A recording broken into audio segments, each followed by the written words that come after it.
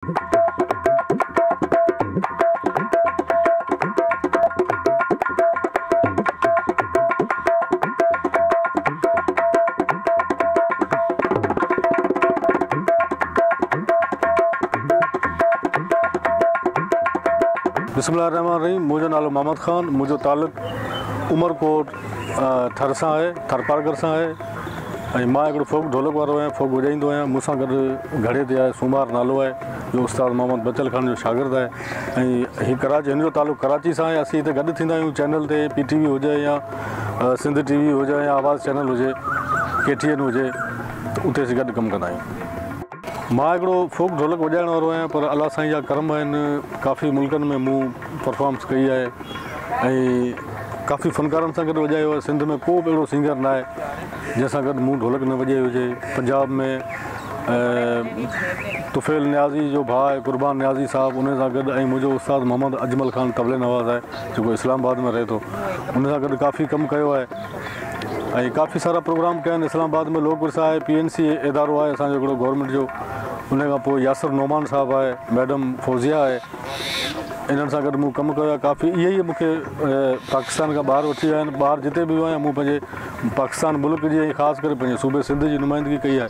ऐं मुंहिंजी इहा ई ड्रेस हूंदी आहे, मूंखे अजरक टोपी, ताकी मुंहिंजी पहचान हुजे सिंध जी। काफ़ी सारनि फ़नकार सां गॾु बि कमु कयो आहे। ख़ासि करे घणो असां गॾु रहिया आहियूं। अकबर ख़मीसो ख़ान अलगोज़ा नवाज़, उहो भाउ आहे, मुंहिंजो दोस्त आहे। असां काफ़ी मुल्कनि में म्यूज़िशियननि सां, जेके चइनी सूबनि जा म्यूज़िशियन हूंदा आहिनि, जंहिंमें माना लाहौर जा बि हुजनि, पंजाब, सरहद, बलोचिस्तान, सिंध, उन्हनि सभिनी सां गॾु कमु कयो आहे। ऐं हिते काफ़ी फ़नकारनि सां गॾु वॼायो आहे। अलाह साईं जा करम आहिनि। हींअर मां टीचर आहियां, महिराण आर्ट काउंसिल में म्यूज़िक टीचर आहियां। ऐं उहो असांजे government of Sindh culture department Sain Sardar Ali Shah बादशाह ऐं अकबर लगारी साहिबु जिन इहो स्कूल खोलियो आहे, उन में मां टीचर आहियां, कमु कयां पियो। काफ़ी सारे शागिर्दनि खे सेखारियो बि आहे, कुझु वॼाइनि बि था।